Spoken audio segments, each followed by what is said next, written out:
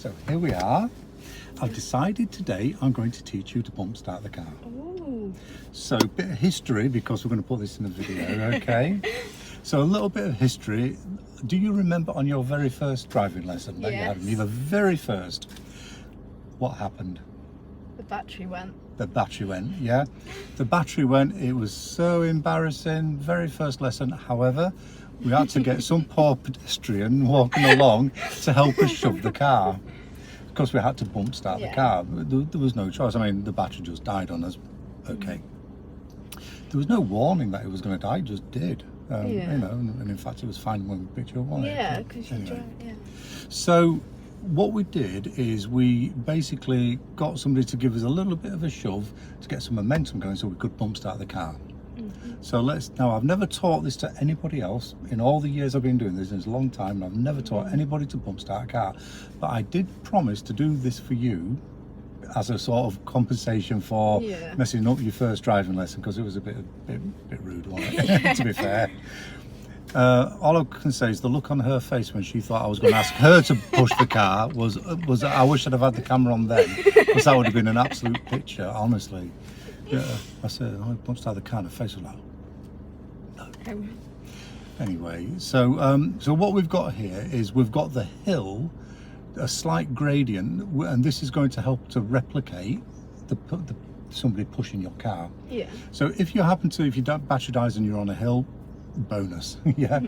The battery is only there to turn the starter motor.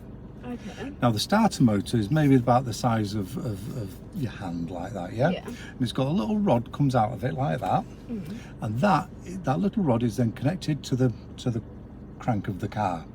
So when you turn the engine on, when you turn your key, it brings the power from the battery to the starter motor, which then turns, and then that turns the engine. Okay.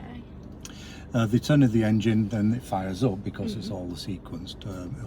It's got an alternator in there which produces sparks for the spark plugs. It's all a little bit technical, but you don't really need to know that.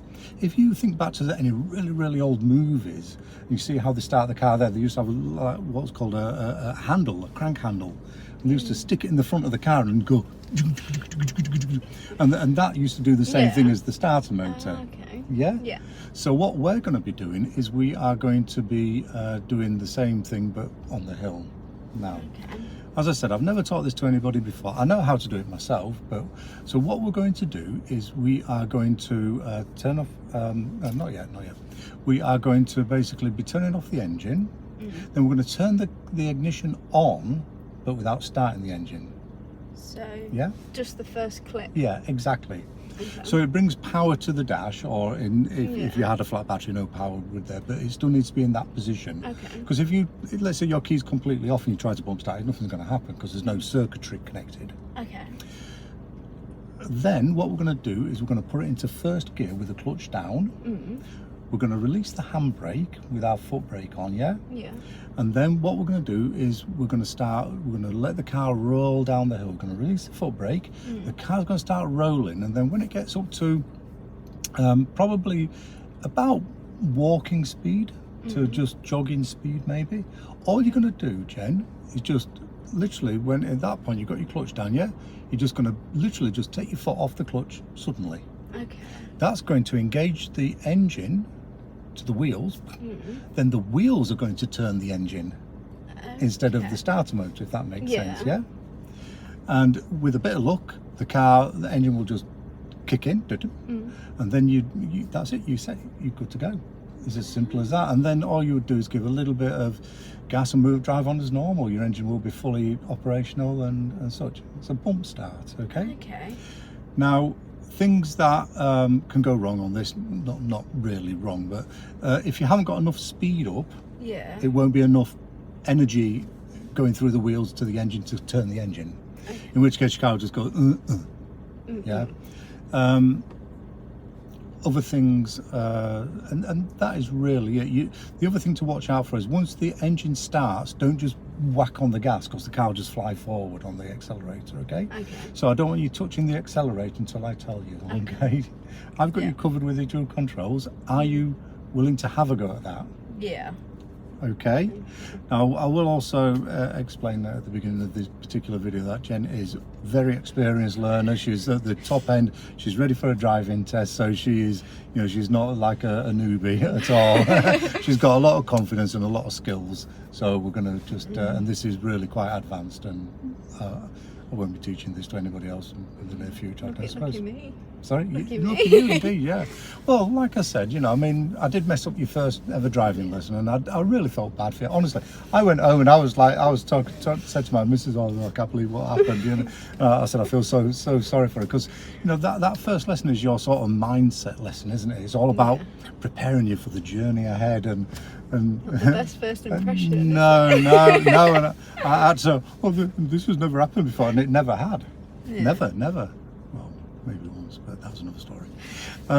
Anyway, so are we ready to have a go? Yes. So the gradient of hill should be enough to do that. So what I'd like to do is turn your key so the engine stops. Don't turn it completely off. Just turn it off. That's it. Now then. So we still now turn it one click forward, but don't start the engine. There you go. Yeah. So you can see all the lights are on. Okay. So what I'd like to do, pop your clutch down into first gear. Put your foot on the foot brake. Handbrake release. And what you'll feel here is also the power steering is not really active yet as well. Okay. So keep hold of the steering wheel, and remember when you come off your clutch, it's like this. Yeah. Because you want to bang the So engine you wait together. until it's doing walking speed and then Yeah, I'll give you a cue when we're going to go around that car as well. Okay, so just check around that. It's actually safe to go as well. Is you still got to do your safeties. You see. Okay, so the first thing you're going to do is you are going to. Are you ready to go? Yes. Let go of your brake. Let it build up some speed. That's it. Now, are you ready? Yeah. Come off your clutch completely. There you go.